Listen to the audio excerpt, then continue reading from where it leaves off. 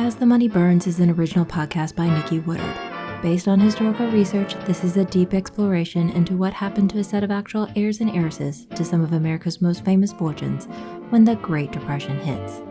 Each episode has 3 primary sections. Section 1 is a narrative story. Section 2 goes deeper into the historical facts. Section 3 focuses on contemporary, emotional, and personal connections. Story recap. Teen heiresses Barbara Hutton and Doris Duke finally get invited to Louise Van Allen's debutante ball, but not the pre-dinner. Louise enjoys her big night on the arm of her secret lover, Prince Alexis Mdivani. Now back to As the Money Burns. Belle of the Ball. After a small dinner party of nearly 50, the real attraction of a debutante's coming out is an elaborate dance with a few more hundred attending. The whirl of partners and romantic intrigue is only beginning.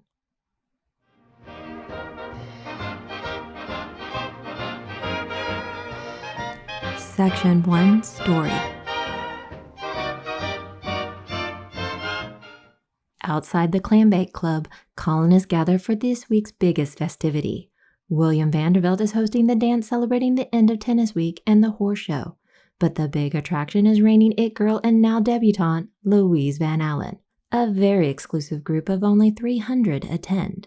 Teens Doris Duke and Barbara Hutton shift in anticipation, with Barbara ignoring her stepmother Irene, who is wearing nearly the exact same dress. When they get to the check-in table, as last-minute invites, neither girl is on the list. Panic sets in. The Rolls-Royces arrive with Louise's entourage. As they cascade in, oldest brother Henry waves to Doris, which confirms the outcasts are welcomed. In the receiving line, all attendees greet Louise, the prince, and her family. When Barbara and Louise face off, they each notice the uncanny similarities in their dresses, except in color. Louise's is in the customary debutante white. Louise flutters her elaborate ostrich fan, waving off the frustration. Inside the grand hall, the guests enjoy champagne while a big band plays. As a special request, opera singer Cobina Wright takes the stage and encapsulates everyone with a beautiful aria. When finished, she smiles, then flicks her wrist and kicks off the night with a more modern song that opens up the dance floor. Near the bar, the stag line gathers. There are thrice as many males to females, but hardly any have interest in dancing. Among them, the male teen heirs Jakey Astor and Huntington Hartford are more into their games and scoring any available alcohol. Elsewhere, Doris and Barbara wait for any invitation to dance. Leaving the stage, Cobina's husband Bill greets her and whisks her onto the floor to show the younger generation what the future can bring. Other couples like Ava Astor and Prince Obolinski fill the floor. In the center, the dashing Prince Alexis Mdivani sweeps Louise across the floor gloriously and magnificently. He is smooth, steady, and commanding. Louise is a fairy tale princess in front of the adoring crowd. Doris and Barbara watch in awe. When the songs change in tempo, tennis champion Frank Shields cuts in and endlessly twirls Louise across the floor. Ignoring formality, Frank moves fast and far more improvisational than the prince's more proper and pompous style. Frank also tells a string of jokes that has Louise laughing out loud. It's quite sensational, and the crowd applauds. The night is better than Louise could ever dream. Louise's oldest brother Henry approaches Doris and offers a dance. She nervously joins him on the floor. They chat about the band as they pass by Bill and Cobina, who points out the new piano player. As Henry and Doris move closer to the band, she becomes entranced by the piano player's hands jiggling the keys, and she stops. Then she looks to see the face of her gardener, her own secret crush. When the gardener scans the crowd, Doris jumps back and accidentally knocks Louise into the stag line, ripping her dress and falling onto her cousin Jakey, who spills his champagne all over Louise. Her mother, Daisy, and Cobina rush over and assist Louise into the ladies' room. Doris sees her own mother, Nanaline, angrily coming towards her and runs out the door. During the commotion, everyone scatters in recovery.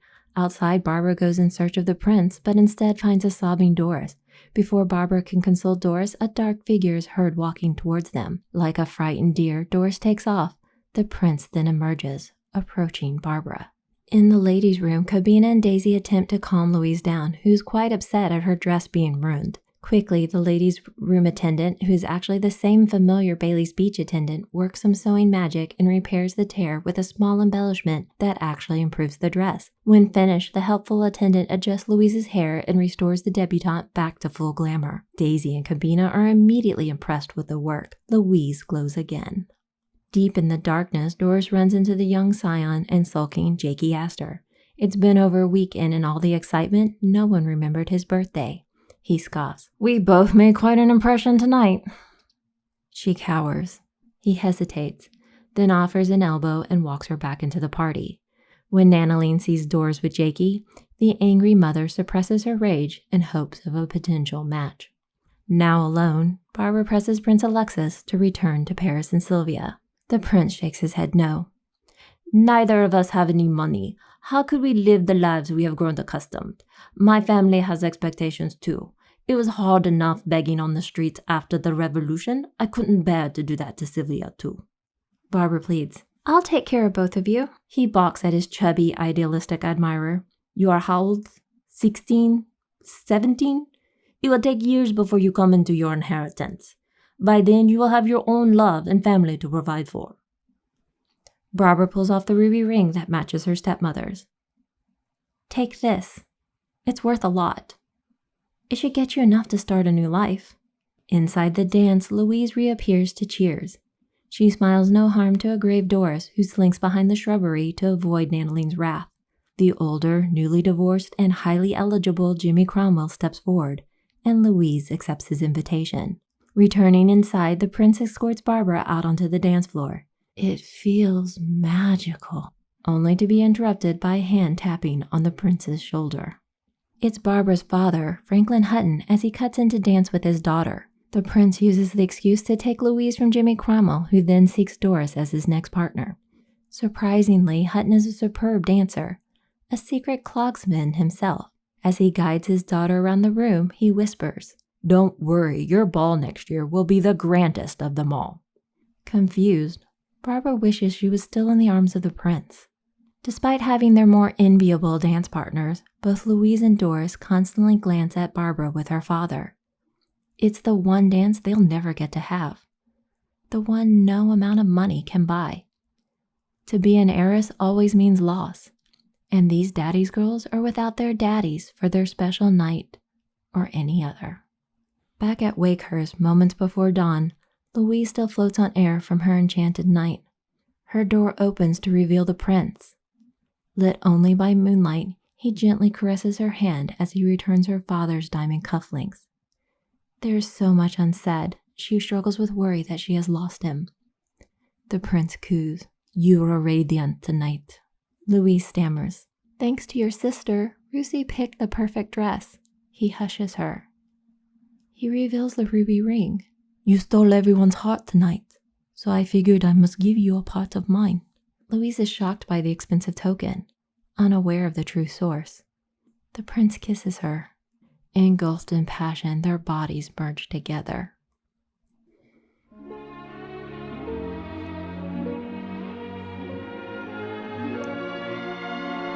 Section 2, History and Historiography.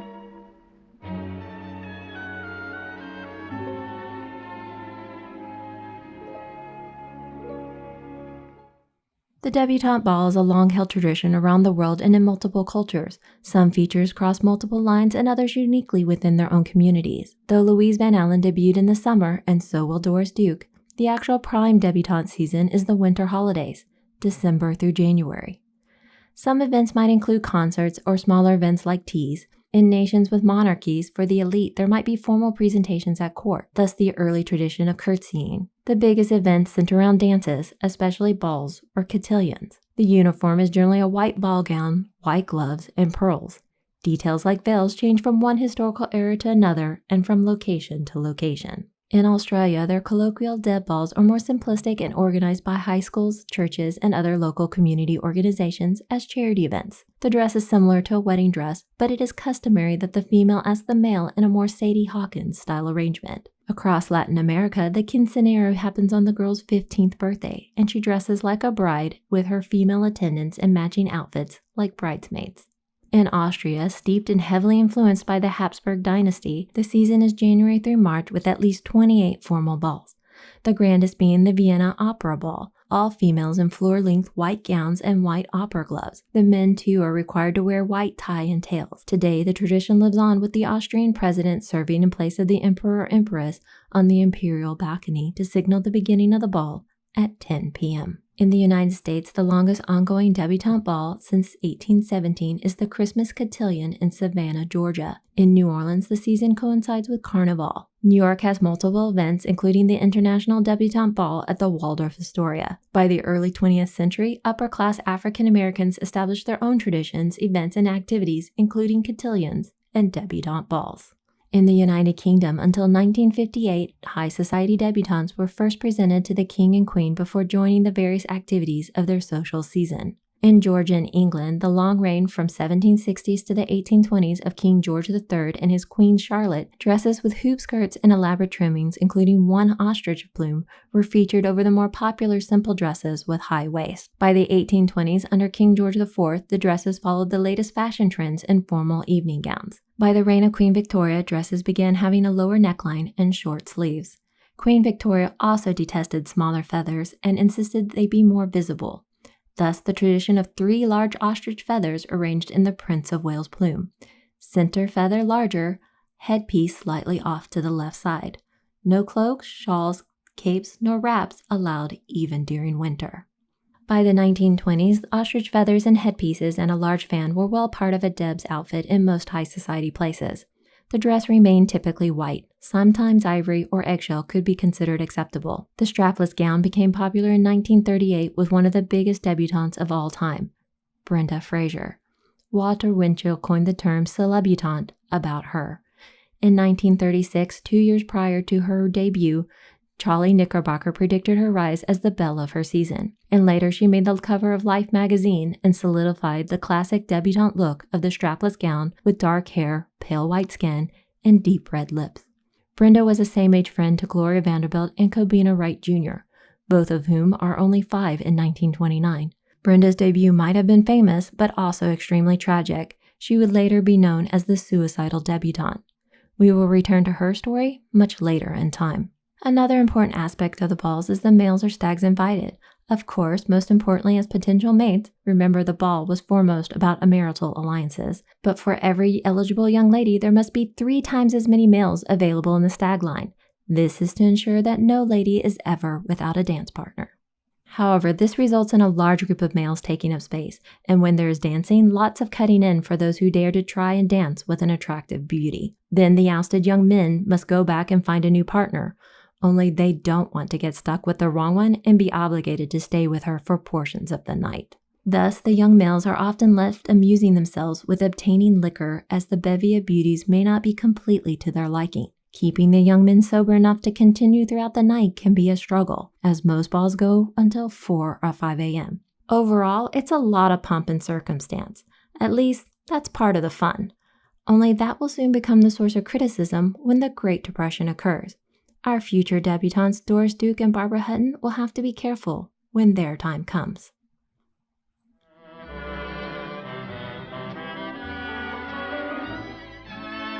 Section 3. Contemporary and Personal Relevance.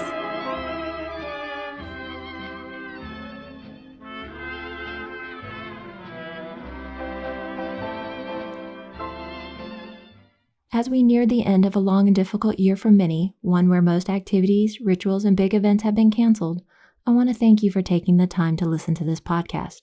We're only a few episodes away from the crash that will change everything around the world. The storylines covered so far are chosen to set up situations that will happen in the future. The hopes, the dreams, the unforeseen dangers, the complicated relationships, all the elements in life that will only get worse. These are the last few moments of happiness. The fairy tale life we think money provides. It seems so real and yet idealistic. And the debutante ball is the epitome of that fantasy. The fact that so few of us ever truly participate in such an event adds to its allure. In fact, it's a popular subject in media. In the Gossip Girl TV series, there were few episodes involving debutante ball or cotillion storylines and references. In Season 1, Queen Bee Blair Waldorf plans to go with a prince to the cotillion. Serena van der Woodsen rebels against her manipulative grandmother's rejection of her lower-class boyfriend as an escort candidate. In Season 3, outcast and new Queen Bee, Ginny Humphrey, makes her society debut in a black strapless dress and is escorted with rival Blair's ex-boyfriend Nate Archibald as her escort. Other CW teen dramas, The OC and Gilmore Girls, also had episodes on where the main characters had debuts. Less dreamily, crime shows Law & Order SVU, CSI New York, and Cold Case have episodes involving murders of fictional depths. Films include The Reluctant Debutante 1958 with Sandra Dee in the title role and Rex Harrison, Amanda Bynes both in What a Girl Wants 2003 and She's the Man 2006, Metropolitan 1990 by Whit Stillman covers the debutante season amongst an elite set of college students and friends. Something New 2006 with Sana Lathan features an African-American cotillion, and The Debut 2001 covers a more informal event amongst Filipino Americans. Both The Philadelphia Story 1940 with Katharine Hepburn and its remake High Society 1956 with Grace Kelly and Cole Porter Music feature the storyline about a debutante's life after the ball and the problems of her marital partners. And those are only the fictional debutantes. There's so many more in real life. Barbara Hutton's cousin and actress Dina Merrill claimed to have debuted at a tea. 1982's Deb of the Year, Cornelia Guest hung out with Andy Warhol and became better known for her partying skills after her debut at the International Debutante Ball at the Waldorf Astoria. Cornelia also wrote The Debutante's Guide to Life. In the Netflix special Sweet and Salty, comic Fortune Feimster gives a hilarious rendition of her training and experience as the most unlikely of debutantes, a heavy-set, unaware lesbian being escorted in a wedding gown by her brother while she curtsies not so demurely. Even celebs and movie stars Bruce Willis and Demi Moore's three daughters debuted at Le Bal des Débutantes at Le Hôtel de Crillon in Paris. Debutante balls are like the end of favorite fairy tales where the princess gets her prince and lives happily ever after. Only the idea of life being forever simple and happy by the age of 21 is a crazy fiction in and of itself. Even fairy tale lore, if you read further, our princess heroines often deal with ogre mother-in-laws and other troubles in their new lives.